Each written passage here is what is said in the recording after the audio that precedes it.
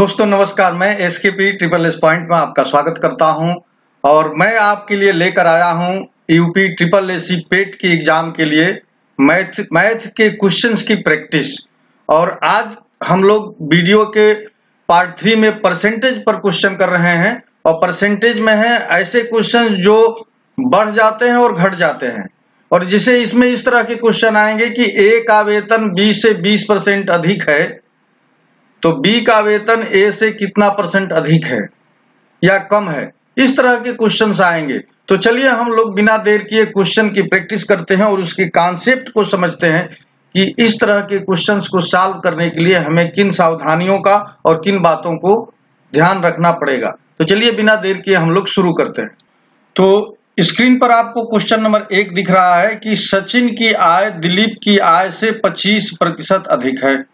दिलीप की आय सचिन की आय से कितने प्रतिशत कम है। तो देखिए इस तरह के क्वेश्चन के लिए हम लोग बहुत आसान सा मैं आपको मेथड बता रहा हूं। यहां पर मैंने सचिन लिख दिया, यहां पर लिख दिया दिलीप। अब यहां देखिए सचिन की आय दिलीप की आय से 25% अधिक है। तो ऐसी स्थिति में जिससे तुलना हो रही है, यहां सचिन की आय की तुलना दिलीप से हो रही है, तो दिलीप की आय हम लोग 100 मान लेते हैं। 100 ही क्यों मानते हैं? क्योंकि प्रतिशत में 100 का ही यूज होता है, इसलिए 100 हम लोग मानते हैं। तो दिलीप की अगर आय को हम लोग 100 मान लिए और इसमें 25% अधिक सचिन की आय है तो ये 125 रुपये हो जाएगी। अब ये कह रहा है कि दिलीप की आय सचिन की आय से कितना प्रतिशत कम है, तो ये सचिन की आय है और दिलीप की आय। तो अब सचिन की आय से दिलीप की आय की तुलना हो रही है, तो सचिन की आय से दिलीप की आय 25 रुपया कम है। तो इसको परसेंटेज में बताना है तो 25 रुपया कम है। जब सचिन की आय 125 रुपया है तो 100 पर कितना होता, तो 25 पचे 100 और 20 पचे 100, तो ये हो जाएगा 25 पचे 125 और 20 पचे 100, तो ये 20% कम हो जाएगी। तो दिलीप की आय सचिन की आय से 20% कम है। ये इस वीडियो में निकल करके बात आ गई। आइए हम लोग अब क्वेश्चन नंबर 2 की बात करते हैं। क्वेश्चन नंबर 2 में दिया है कि मोहित का वेतन विजय के वेतन से 60% अधिक है। तो विजय का वेतन मोहित के वेतन से कितना प्रतिशत कम है। तो यहां पर देखिए मोहित का वेतन लिख लेंगे और यहां लिख लेंगे विजय का। अब ये कह रहा है कि मोहित का वेतन विजय के वेतन से 60% अधिक है, तो हम लोग विजय के वेतन को 100 मानेंगे और मोहित का वेतन 60% अधिक है तो मोहित का वेतन हो गया 160। अब पूछ रहा है कि विजय का वेतन, जो ये विजय इसका वेतन मोहित के वेतन से, मोहित से तुलना हो रही है, कितना प्रतिशत कम है, तो देखिए 60 कम है। तो प्रतिशत में इसे बताने के लिए कि भाई 60 कम है जब मोहित का वेतन 160 है तो 100 पर कितना होता, प्रतिशत में बदलने के लिए 100 से गुणा कर देंगे। तो देखिए ये कट गया और 4 से 4 चौके 16, 25 चौके 100 और इसको 2 बार में फिर काट देंगे। देखिए 2 तिहाई 6, 2 दूना 4, 25 तिहाई 75 बटा में ये 2 आ गया और 75 बटा 2 को हम लोग लिखते हैं 37.5। तो ये 37.5% इसका आंसर आ गया और ऑप्शन डी सही है। आइए हम लोग क्वेश्चन नंबर 3 की बात करते हैं। क्वेश्चन नंबर 3 में दिया है कि यदि मनोज का वेतन सुभाष के वेतन से 40% कम है तो सुभाष का वेतन मनोज के वेतन से कितना प्रतिशत अधिक है। तो यहां पर देखिए मनोज और सुभाष के बारे में बात हो रही है। अब ये कह रहा है कि मनोज का वेतन सुभाष के वेतन से, तो सुभाष के वेतन को 100 मानेंगे और मनोज का वेतन 40% कम है, यानी मनोज का वेतन 60 है। तो अब पूछ रहा है कि सुभाष का वेतन मनोज के वेतन से कितना प्रतिशत, मनोज के वेतन की तुलना हो रही है तो कितना अधिक है, देखिए 40 अधिक है। तो प्रतिशत में बदलने के लिए देखिए मनोज का वेतन जब 60 है तो सुभाष का वेतन उससे 40 अधिक है, तो प्रतिशत में बदलने के लिए 100 से गुणा कर देंगे। देखिए ये 1 0 से 1 0 कट गया और ये 2 से कट गया, 2 दूनी 4 और 2 तिहाई 6 और ये हो गया 200 बटा में 3 और 200 बटा में 3 को हम लोग लिखते हैं 66 सही 2/3%। तो 66 सही 2/3% यानी ऑप्शन सी सही है। अब इसी क्वेश्चन को हम लोग एक लाइन में या एक शब्द में कर सकते हैं। वो कैसे कर सकते हैं? देखिए, यदि मनोज का वेतन सुभाष के वेतन से 40% कम है तो 40% को हम लोग भिन्न में बदल लेंगे। ये काटिए, 2 दूना 4, 2 पचे 10, ये 2/5 है। अब यहाँ पर देखिए, मनोज का वेतन सुभाष के वेतन से 40% कम है, तो ये जो 5 है ना, ये मनोज का वेतन है, और ये 5 का 40% 2 है, तो जो सुभाष है इसका वेतन 5 में से 2 निकल गया, 3 हो जाएगा। ठीक है, 3 हो गया। अब देखिए, अब पूछ रहा है मनोज का वेतन सुभाष का वेतन मनोज से कितना अधिक है, तो मनोज से पूछ रहा है, तो मनोज का वेतन सुभाष का वेतन, देखिए मनोज का वेतन सुभाष के वेतन से 40% कम है, तो ये मैं गलत लिखा था, ये सुभाष का वेतन हो जाएगा और ये मनोज का होगा। ये वेतन सुभाष का हो जाएगा, सुभाष से तुलना मनोज की हो रही है। ये सुभाष का वेतन है और 40% कम मनोज का वेतन है, तो मनोज का वेतन आ गया 3। अब मनोज के वेतन से सुभाष का वेतन कितना अधिक है, तो 2 अधिक है। देखिए, इस सुभाष का 5 है और मनोज का 3 आ गया, तो अब मनोज से तुलना हो रही है, तो मनोज से तुलना हो रही है, तो मनोज का 3 है और सुभाष का 2 अधिक है, तो 2 ऊपर चला गया, और परसेंटेज में बदलने के लिए 100 से गुणा कर देंगे, तो यहाँ भी 200/3, और इसे हम लोग 66 सही 2/3% लिख सकते। एक और तरीका है, वो तरीका क्या है कि ये जो 2/5 आया है, इसकी वैल्यू को हम लोगों को बढ़ाना है, तो बढ़ाने के लिए जो डिनोमिनेटर है इसका मान कम होना चाहिए। कम करने के लिए कितना कम करें, तो इसका जो न्यूमरेटर में है उतनी वैल्यू घटा देते हैं, तो 5 में से 2 घटा दिए तो 3 आ गया, तो 2/3 आ गया, और 2/3 को प्रतिशत में बदलने के लिए 100 से गुणा कर दें, तो ये भी इसका आंसर आ जाएगा बहुत कम समय में। चलिए हम लोग नेक्स्ट क्वेश्चन में ये ट्रिक लगाते हैं।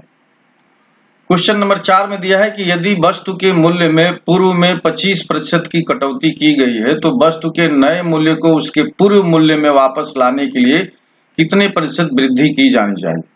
तो देखिए, एक लाइन वाला आंसर मैं आपको यहाँ करके दिखाता हूँ। 25% को 1/4 लिखते हैं, तो देखिए पहले अब यहाँ पर करा है कि पूर्व मूल्य में वापस लाने के लिए कितनी प्रतिशत की वृद्धि की जाए, बढ़ाना है, तो इस पूरे भिन्न की वैल्यू को बड़ा करना है, तो इसका जो न्यूमरेटर डिनोमिनेटर है इसे छोटा करना होगा। तो कितना छोटा करना होगा, तो इसके अंश को इसमें से घटा देंगे, तो ये 1/3 हो जाएगा, और 1/3 को 100 से गुणा कर देंगे तो ये प्रतिशत में बदल जाएगा, और ये आ जाएगा 33 सही 1/3%। तो पूर्व मूल्य में लाने के लिए उसमें 33 सही 1/3% की वृद्धि करनी होगी। अब इसे डिटेल मेथड भी मैं आपको बता देता हूं कि डिटेल मेथड से ये कैसे आए। डिटेल मेथड में हमको ये करना है कि ये कम हुआ मूल्य है,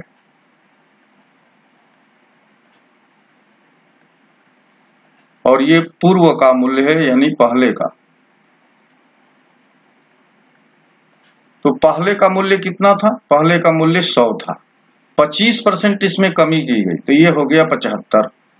अब कह रहा है कि इस 75 को 100 करना है तो कितने प्रतिशत वृद्धि करनी होगी। 75 से 100 करने के लिए 25 बढ़ाना होगा, तो 25%, इसको प्रतिशत में जानने के लिए देखिए 75 में 25 बढ़ाना होगा, तो 100 में कितना बढ़ाना होगा, तो 100 से गुणा कर देंगे, तो 25 तिया 75 और 100/3 हो गया, जिसको हम लोग 33 सही 1/3% कहेंगे। तो दोनों तरीके से मैंने आपको बता दिया, जो आपको अच्छा लगे वो इसमें आप कर सकते हैं। चलिए क्वेश्चन नंबर 5 की बात करते हैं। क्वेश्चन नंबर 5 में देखिए, एक टीवी के मूल्य में 20% की कमी की गई, मूल मूल्य को प्राप्त करने के लिए नए मूल्य में कितनी वृद्धि करनी चाहिए। जब वृद्धि होगा तो देखिए 20% को हम लोग भिन्न में बदल लेंगे, तो 20/100 हो जाएगा, और इसको हो जाएगा 1/5। देखिए ये भिन्न है, इसकी वैल्यू को बड़ा करना है। बड़ा करने के लिए ये जो डिनोमिनेटर है इसको छोटा करना होगा, तो कितना छोटा करना होगा, तो इसके न्यूमरेटर में से इसको घटा देंगे, तो 5 में से 1 घटा देंगे तो 4 हो जाएगा। अब 1/4 को 100 से गुणा करके इसे प्रतिशत में बदल लेंगे, तो ये आ जाएगा 25%। तो 25% की वृद्धि करनी होगी, और ऑप्शन डी सही है। टीवी के मूल्य में 20% की कमी की गई तो पुनः वाले मूल्य में लाने के लिए इसे 25% की इसमें वृद्धि करनी पड़ेगी। आइए इस वीडियो का अंतिम और क्वेश्चन नंबर 6 की बात करते हैं। क्वेश्चन नंबर 6 में दिया है कि चीनी की कीमत में 20% की वृद्धि की गई, चीनी की खपत में कितने प्रतिशत की कटौती की जानी चाहिए जिससे चीनी पर हुए व्यय में कोई परिवर्तन न हो। देखिए इस तरह के जो फंक्शन होते हैं, अब जैसे यहाँ पर जो खर्च है चीनी पर या इसको व्यय कह लीजिए, वो किन बातों पर डिपेंड कर रहा है, तो चीनी की मात्रा और गुणे चीनी का मूल्य।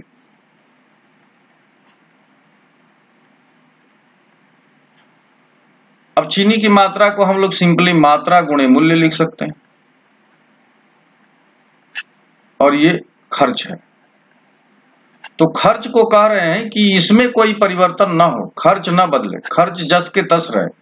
तो यहां पर क्या होगा, देखिए अगर मूल्य बढ़ गया तो मात्रा को कम करना होगा। ये कैसे भाई, देखिए जैसे मान लीजिए कि खर्च 60 रुपया है, तो पहले हम 2 किलो चीनी लेते थे और 30 रुपया किलो के हिसाब से था। तो देखिए ये 30 दूनी 60। अब मान लीजिए कि ये चीनी का दाम बढ़ गया, चीनी का दाम हो गया अब 30 से जो है 60 रुपया, तो हमको कितनी चीनी कम करनी पड़ेगी। देखिए पहले 2 किलो लेते थे, अब 1 किलो लेंगे, तब जाकर के ये 60 रुपया ही रहेगा, क्योंकि इसमें वृद्धि न हो, ये लिखा है कि अतिरिक्त वृद्धि न हो। तो जब हम मूल्य को बढ़ाएंगे तो मात्रा को कम करना होगा, ये इसका मेन फैक्टर है। मूल्य को बढ़ाएंगे तो मात्रा को कम करना होगा। तो यहाँ पर जो कम करने वाली बात है वो देखिए कैसे हम लोग इसे करेंगे। तो 20% मूल्य में वृद्धि हुई है, तो 20% वृद्धि हुई है, इसका मतलब कि ये 20/100 और इसका मतलब ये 1/5 है। अब इसे कम करना है, तो कम करने के लिए इस पूरे जो भिन्न है इसकी वैल्यू को कम करने के लिए ये जो डिनोमिनेटर है इसको बड़ा करना पड़ेगा। कितना बड़ा करेंगे, तो इसमें अंश को जोड़ देंगे, तो ये 1/6 हो गया। अब 1/6 को 100 से भाग दे देंगे या गुणा कर देंगे तो ये प्रतिशत में बदल जाएगा, तो ये हो जाएगा 50/3 और 50/3 को लिखते हैं 16 सही 2/3%। तो इसका आंसर आ जाएगा 16 सही 2/3%। तो चीनी की खपत में 16 सही 2/3% की कमी करने पर हमारा काम बन जाएगा, खर्च पर कोई असर नहीं पड़ेगा। तो आपको ये वीडियो कैसा लगा जरूर कमेंट करके बताइएगा। नेक्स्ट वीडियो में हम लोग फिर एक नए टाइप की क्वेश्चन लेकर आएंगे, और मैं ज्यादा क्वेश्चन नहीं ला रहा हूँ, 6 क्वेश्चन ला रहा हूँ ताकि कम समय में आपका कॉन्सेप्ट क्लियर होता चले और इस तरह के क्वेश्चन आप इजिली कर सकें। तो नेक्स्ट वीडियो देखना ना भूलिएगा, और इस वीडियो का परसेंटेज का पहला वीडियो देखिए ताकि आपको जो बेसिक कॉन्सेप्ट है वो समझ में आ सके। वीडियो देखने के लिए आप सभी को बहुत बहुत धन्यवाद। नमस्कार।